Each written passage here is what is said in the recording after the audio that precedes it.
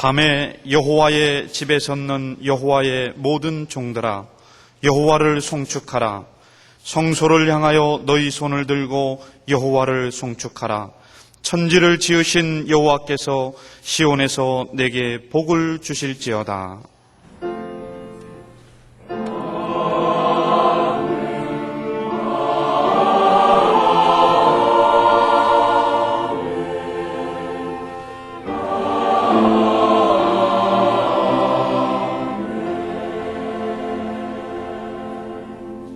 하나님께서 우리에게 주시는 구약의 말씀은 이사야 58장 9절 하반절부터 14절입니다.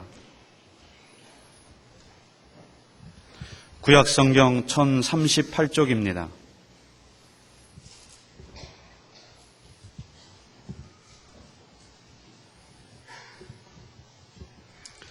만일 내가 너희 중에서 멍에와 손가락질과 허망한 말을 제하여 버리고 줄인 자에게 내 심정을 동하며 괴로워하는 자의 마음을 만족케 하면 내 빛이 흑암 중에서 발하여 내 어두움이 낮과 같이 될 것이며 나 여호와가 너를 항상 인도하여 마른 곳에서도 내 영혼을 만족케 하며 내 뼈를 견고케 하리니 너는 물된 동산 같겠고 물이 끊어지지 아니하는 샘 같을 것이라. 내게서 날 자들이 오래 황폐된 곳들을 다시 세울 것이며 너는 역대에 파괴된 기초를 쌓으리니 너를 일컬어 무너진 데를 수보하는 자라 할 것이며 길을 수축하여 거할 곳이 되게 하는 자라 하리라. 만일 안식일에 내 발을 금하여 내 성일에 오락을 행치 아니하고 안식일을 일컬어 즐거운 날이라 여호와의 성일을 존귀한 날이라 하여 이를 존귀히 여기고 내 길로 행치 아니하며 내 오락을 굳지 아니하며 사사로운 말을 하지 아니하면 내가 여호와의 안에서 즐거움을 얻을 것이라. 내가 너를 땅의 높은 곳에 올리고 내 조상 야곱의 업으로 기르리라. 여호와의 입의 말이니라. 아멘.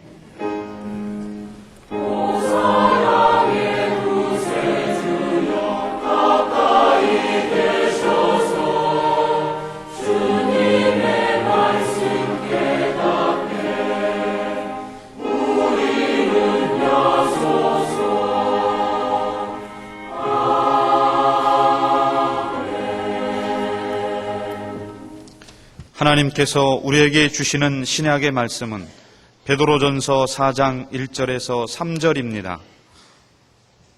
신약 성경 381쪽입니다. 그리스도께서 이미 육체의 고난을 받으셨으니 너희도 같은 마음으로 갑옷을 삼으라.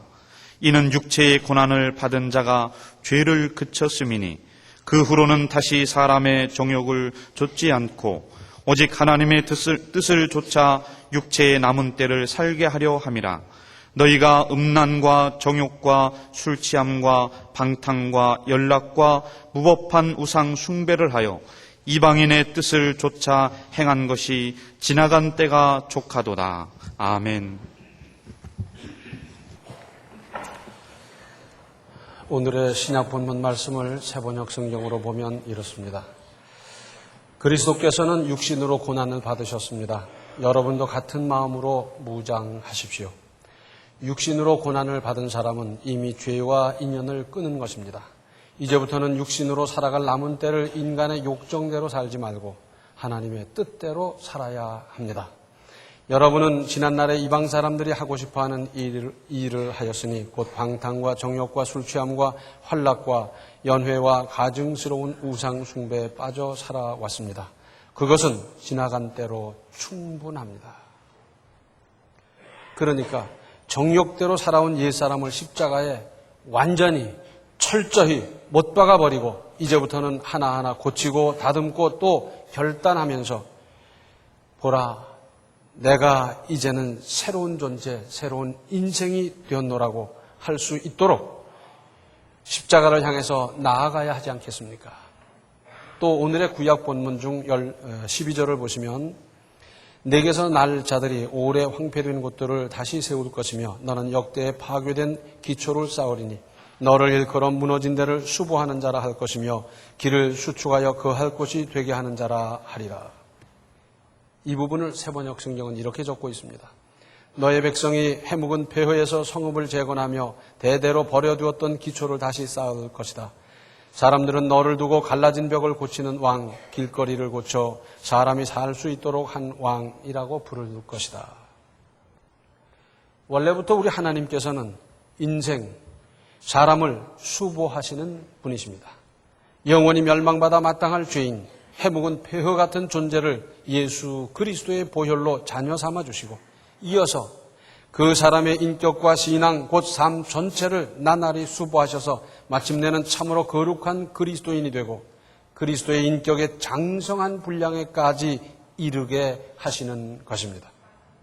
그러고 보면 성경의 역사는 어떤 면에서는 하나님께서 쓸모없는 사람을 선택하셔서 연단하시고 다듬으셔서 쓸모있는 좋은 제목, 훌륭한 그릇으로 쓰신 기록이라고 할 수 있습니다. 아브라함, 믿음의 조상이지요. 그런데 그분이 하나님께서 부르실 때는 믿음이 대단해서 불렀다. 그런 기록이 없어요. 일단 부르시고 택하신 후에 그를 다듬어 쓰셨습니다. 다듬어 가면서 쓰셨어요. 당장 완전한 존재가 된 건 아니었지만은 다듬어 가면서 쓰고 또 다듬고 쓰시고 더 다듬고 쓰시고 손질하며 쓰시고 그렇게 하셨어요. 모세도 믿음이 대단했던 사람이 아니었어요. 그런데 그 모세를 들어서 하나하나 하나님의 뜻대로 연단하시고 보살피시고 손질하시고 그러셨어요. 그렇게 훈련하시기를 80년, 나중에 40년을 쓰시기 위해서 80년의 연단 기간이 필요했어요. 다윗이 다른 사람보다 중심이 혹 나았을지는 모르지만 그가 하나님의 특별한 택함을 받았을 때 그의 믿음이 충천했다는 기록이 없습니다. 택함 받은 이후 하나님께서 하나하나 다듬어 가심을 따라 순종하며 거기에 부응해서 그의 믿음이 자라고 그의 역사가 나타나고 그의 믿음이 커갈수록 그 역사는 크게 나타났더랬습니다. 베드로는 얼마나 허물이 많은 사람입니까? 그러나 하나님께서 그를 다듬으시고 쓰고 더 다듬고 더 쓰고 그렇게 하시다 보니까 영적으로 한 시대를 책임지는 사람이 됐습니다. 바울도 괴팍한 성격이었습니다. 독선적인 사람이었더랬어요. 그러나 바울을 들어 하나님께서 하나하나 다듬어 가니까 그렇게 위대한 인생을 살아갈 수 있었습니다. 오늘 구약 본문 12절의 순서대로 살펴본다고 하면 먼저 파괴된 기초를 다시 쌓으라고 하셨습니다. 잘못된 기초는 아예 다시 쌓는 것이 바른 길입니다. 잘못된 기초 위에는 건물의 층고나 시설을 더해갈수록 더 위험한 법입니다. 튼튼한 기초라면 얘기가 달라지지요. 독일의 함부르크 항은 대단한 항구입니다. 특별히 2차 대전 때는 거기서 배를 만들고 거기서 잠수함을 만들고 거기서 군수물자를 나르고 거기서 모든 배들이 출항을 하고 그래서 해전을 하게 되고 다 그랬더랬지 않습니까? 그러다 보니까 연합군의 제1표적이 베를린이기보다는 함부르크였어요. 얼마나 퍼부대는지 함포사격으로 퍼붓고 비행기에서 퍼붓고 포로 퍼붓고 뭐 말도 못하게 퍼붓습니다. 그때 당시 폐허의 사진을 보면 돌 하나도 돌 위에 첨놓이지 못할 정도로 깡그리 폐허가 됐어요. 그런데 오늘날 가보면 옛날 구시가지가 그대로 보존이 되어 있어요. 아니 그렇다면 구시가지는 놔두고 남은 부분만 폭격을 했단 말인가? 포격을 했단 말인가? 아니라는 겁니다. 그 자리도 뭐 예외 없이 뭐 포격으로 깡그리 무너졌다는 거예요. 그런데 어떻게 구시가지가 그대로 있을 수 있는가 했더니 구시가지를 옛날 설계도대로 그대로 복원을 했다 그래요. 건물 모양도 그 모양이고 길도 좁고 꼬불꼬불하고 옛날 그 모양 그대로 있어요. 어떻게 그럴 수가 있었나 했더니 포격을 맞고 폭격을 맞아서 다 건물이 무너졌지만 기초를 얼마나 튼튼하게 해놨던지 그 기초 위에 그대로 지었다는 겁니다. 그리고 그 설계도를 어떻게 보관을 해놨던지 그대로 했어요. 거기를 지나가면서 다른 그 사람들이 설명을 합니다. 여기는 옛날 시인 쉴러가 여기서 무슨 시를 썼던 곳이고 여기는 작곡가 누가 들렀고 어느 작가가 여기 와서 글을 썼던 곳이고 쭉 설명하는데 옛날 그대로 있기 때문에 그 설명이 가능해요. 기초를 세우려면 그 정도로 세우든지 그렇게 안 됐다고 하면 문제입니다. 잘못된 신앙관도 문제입니다. 기초에 해당하는 어떤 기준이나 중심 부분에 문제가 없는지 내 인격, 내 인생, 내 삶, 내 주변을 깊이 살펴볼 문제입니다. 그리고 잘못됐으면 조금 적당하게 미봉책으로 손보려 하기보다는 새로 기초를 놓도록 할 일입니다. 이제 언제 기초를 다지고 놓고 그러고 언제 건물을 짓고 어떻게 하느냐. 그러나 사실은 늦을 것 같지만 이래야 바로 하는 겁니다. 또 무너진 데를 수보하라 그랬습니다. 수보란 말은 수리하라, 보수하라는 말씀인데 금이 가고 퇴락한 곳, 무너진 곳은 수리하면 얼마든지 잘 사용할 수 있습니다.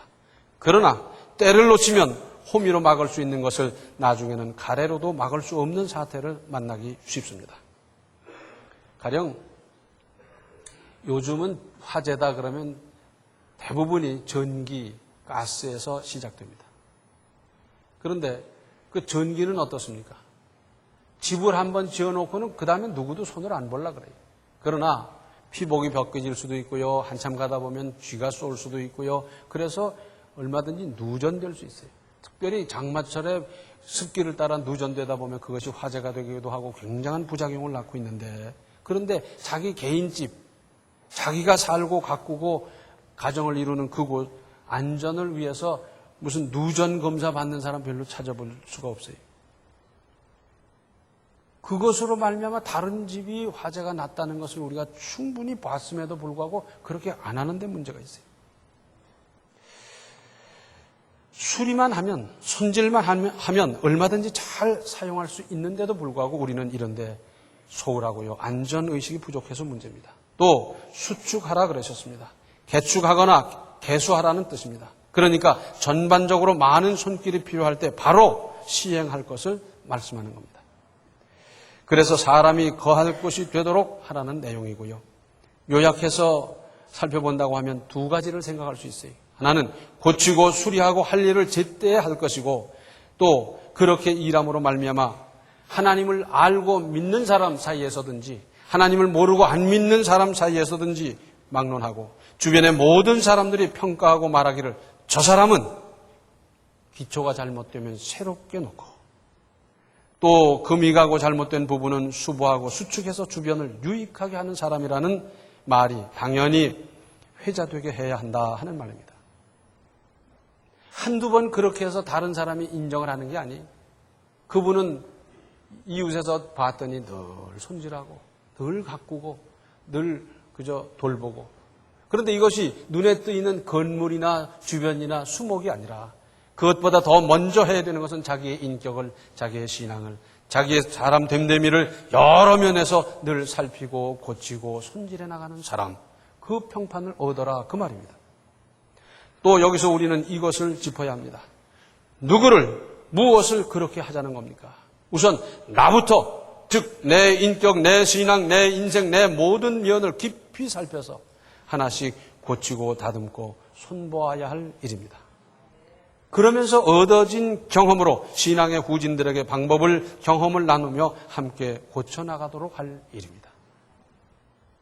나는 그전에 그런저런 일을 놓고 씨름하고 기도하고 극복하고 밤을 새우고 그랬는데 이제 같이 신앙생활하면서 비슷한 문제로 말미암아 가슴 아파하는 사람, 그것 때문에 잠을 못 이루는 사람이 있다고 하면 구역장이, 신앙 선배가 그것을 간증하는 겁니다.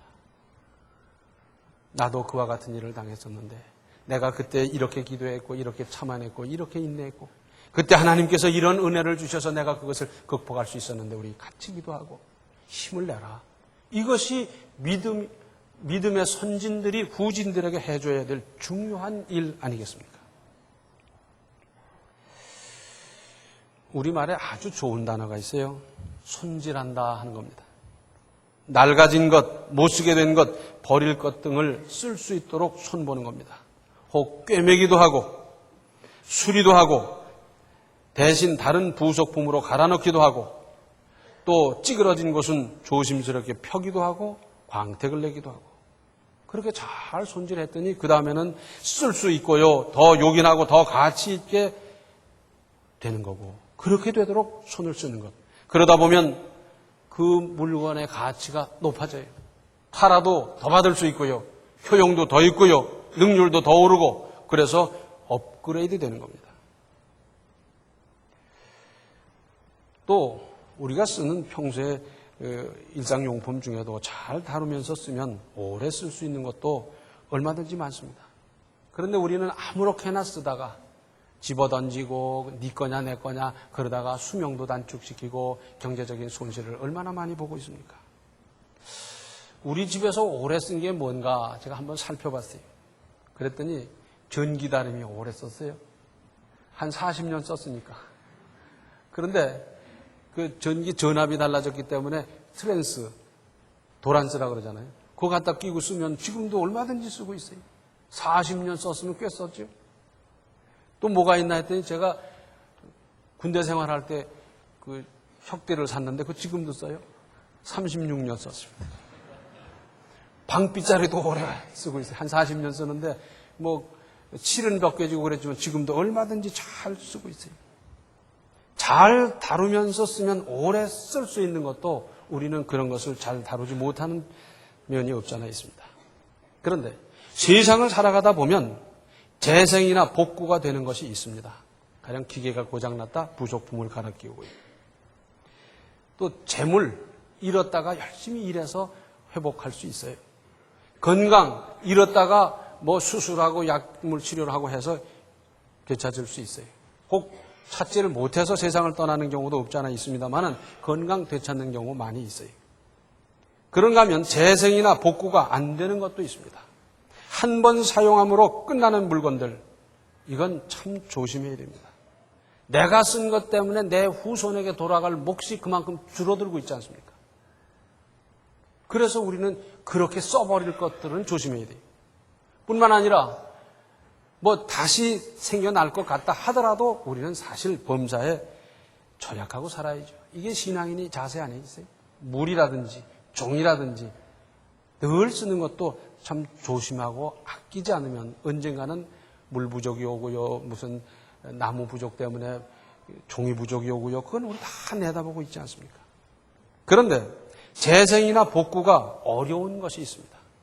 사람이 신용을 한 번 잃으면 어떻습니까? 신뢰를 한 번 잃으면 어떻게 되는 겁니까? 이런 것은 한 번 잃으면 10배의 공을 들이고도 회복하기가 쉽지 않습니다. 그 사람 못 믿을 사람 그러면 그 다음에 어떻게 되는 겁니까? 거래를 할 수가 있습니까? 융통을 할 수가 있습니까? 뭐가 되겠어요? 그 사람 신뢰 못하겠다. 말은 번지르르 하게 하는데 그 생활을 봤더니 형편없더라. 그러면 벌써 인격적으로 매장된 것 아니겠어요? 신뢰 잃는 것이 아니라 신용을 잃는 것이 아니라 신앙이 더해갈수록 나이를 먹어갈수록 관계가 깊어질수록 신용이 신뢰가 점점 깊어가야 되지 않겠습니까? 아, 그분은 사귀어봤더니 사귈수록 그분의 인격이 깊고 그분의 진실성이 드러나고 그분은 참으로 성실한 분이고 이게 돼야 될 거 아니겠어요? 자, 돈을 한번 융통했다가 안 갚아봐요. 그러면 그 다음에는 그 사람과 관계가 끝나는 게 아니에요. 다른 사람한테 물어보잖아요. 저 사람 어떻더냐? 아, 그 부분은 안 되겠더라. 그럼 끝장이에요. 사람이 평생 살아가면서 어떻게 융통 한 번 안 하고 살겠습니까? 그런데 막상 생명이 왔다 갔다 하는 촌각을 다툴 그때 누구도 융통해 주지 않는다면 어떡할 겁니까? 우리 신앙인은 하나님 앞에서나 성도 상호간에나 믿지 않는 사람 앞에서 신용과 신뢰를 점점 키워갈 수 있어야 합니다. 이것이 그리스도인이 바로 사는 길이에요.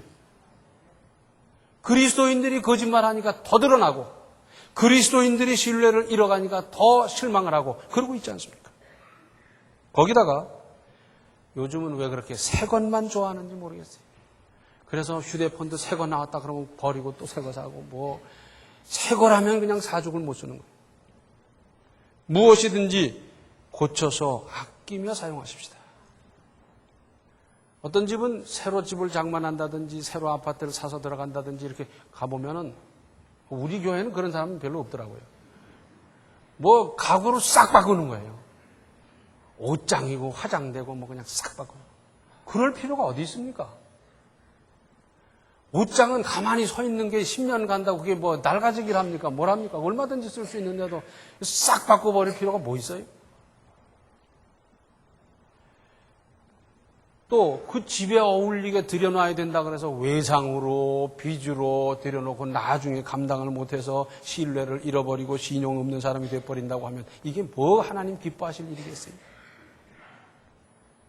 낭비하고서는 절대로 부자가 될 수 없습니다. 가난하게 살고 싶으시면 낭비하십시오. 우리 한국 부모님들의 한결같은 소망은 뭡니까? 내 사랑하는 자녀들은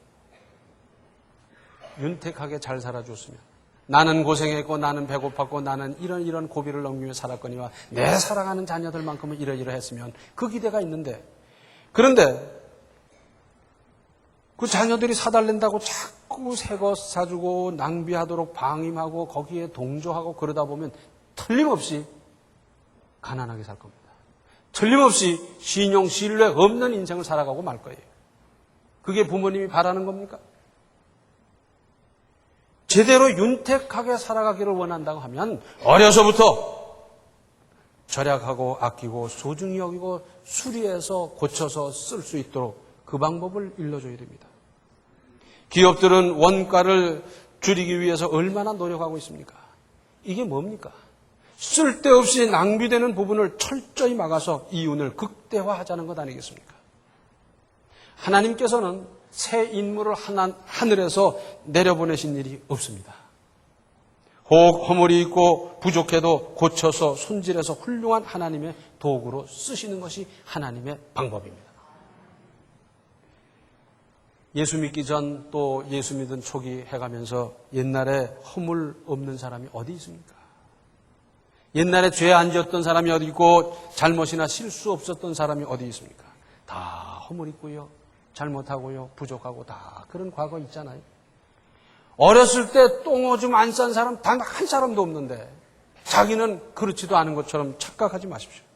베드로전서 4장 8절 하반절을 보면 사랑은 허다한 죄를 덮느니라 그랬어요. 이것은 죄를 숨겨주라는 뜻이 아닙니다. 과거에 잘못했고 과거에 부족했고 과거에 허물 실수가 많았다 하더라도 변화된 지금의 삶을 보면서 과거에 그렇지 못했던 것을 숨겨주는 겁니다. 덮어주는 겁니다. 오히려 과거에 그랬지만 그리스도의 능력으로 하나님을 믿는 믿음으로 말미암아 저렇게 변화된 삶, 이것이 하나님의 능력이라고 하나님의 은혜라고 그것을 증거할 일입니다. 그런데도 불구하고 여전히 옛날 얘기하는 거예요. 그 사람 옛날에 어땠고 옛날에 뭐 과수원 습격을 안 했나 뭐 그런 얘기입니다.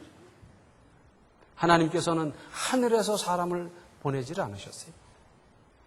허물 있고 부족해도 고쳐서 손질해서 훌륭한 하나님의 도구로 쓰셨습니다. 이게 하나님의 방법이에요.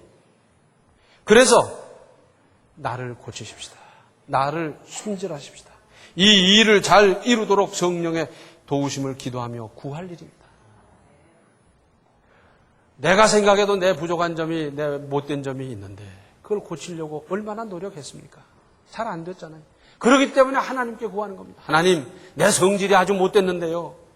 내가 생각해도 못됐습니다. 내 못된 성질로 말미암아 많은 사람 상처를 주었습니다. 그래서 고쳐야 되겠는데 제 힘으로 제 결심으로 안 됐습니다. 그러므로 하나님, 성령의 강권적인 역사로 저를 주물러 터뜨려 주십시오. 하나님의 은혜를 그때 구하는 거 아니겠어요? 그렇게 살아가기 위해서 힘쓰는 그분에게 하나님께서 능력도 주시고 변화도 시켜주시고 새롭게 해주시고 다듬어 주시지 않겠습니까? 하나님은 허물을 고쳐가면서 쓰셨어요. 어떨 때는 인간관계 가운데 막 끌어오를 때가 있어요. 그때 문득 저는 그런 걸 느낍니다. 하나님께서 나 같은 것도 용납하시고 나 같은 것도 이렇게 쓰고 계신데 그 생각을 하면 그렇게 감사할 수가 없고요. 그 생각을 하면 용납 못할 사람이 아무도 없어요. 일시적으로 가슴 아프고 일시적으로 섭섭하고 일시적으로 불편한 일 없잖아. 있지요. 그러나 나 같은 것도 하나님께서 용납하시고 쓰시는 그 하나님을 바라볼 적에 우리는 얼마든지 용납할 수 있어요. 하나님은 고쳐가면서 쓰시는 분이에요. 고쳐서 쓰시고 더 고쳐서 더 쓰시고 더 고쳐서 더 쓰시고 하나님은 수보하시는 하나님. 하나님께서 그러시는데 우리도 그 방법대로 다른 사람 고쳐져 가는 그 과정을 칭찬하고 격려하고 붙들어주고 기도하면서 고쳐가면서 더 큰 일을, 더 큰 역사를 이루도록 함께하고 손을 잡고 기도해주고 격려해줘야 되지 않겠습니까? 그렇게 함께 가면서 하나님의 나라를 건설해 가시도록 하십시다. 기도하시겠습니다. 은혜로우신 아버지 하나님, 저희들 자신을 깊이 살핀 일이 별로 없었는데 사실은 저희들 고칠 것이 한두 가지가 아닙니다. 10년을 두고 힘쓰고 20년을 두고 힘썼는데도 고치지 못한 부분까지 있습니다. 이제는 저희들의 부족함을 아시는 주님께서 성령으로 강권하시고 성령께서 직접 역사하여 주셔서 저희들도 날마다 그리스도의 인격의 장성한 분량을 향해서 올라가는 신앙이 되게 하여 주시옵소서. 주님의 발자취를 따르고 주님을 닮아가는 인생이 되게 하여 주시옵소서. 극악무도했던 사람들도 주님의 변화의 손길에 붙잡혀서 성자와 같은 인생을 살은 사람이 한두 사람이 아닌데 주님, 저희 한 사람 한 사람을 날마다 변화시켜 주셔서 날마다 거룩한 그 길을 가게 하시고 성화의 그 길을 가게 하시고 하나님의 나라를 점점 확장해가는 우리들의 삶이 되게 하여 주시옵소서. 예수님의 이름 받들어 간절히 기도하옵나이다. 아멘. 하나님의 뜻과 도우심으로 무너진 인격과 신앙을 바로 세워야 합니다. 지금은 생명의 주 예수 그리스도의 은혜와 하나님 우리 아버지의 극진하신 사랑과 성령의 감화, 감동, 충만, 교통하심이 인격과 삶을, 신앙을 다듬어가며 그리스도의 장성한 인격의 분량에 이르기로 힘쓰고 노력하기로 작정하는 모든 성도들 머리 위에 이제로부터 영원토록 함께 계시기를 간절히 축원하옵나이다. 아멘. 이것이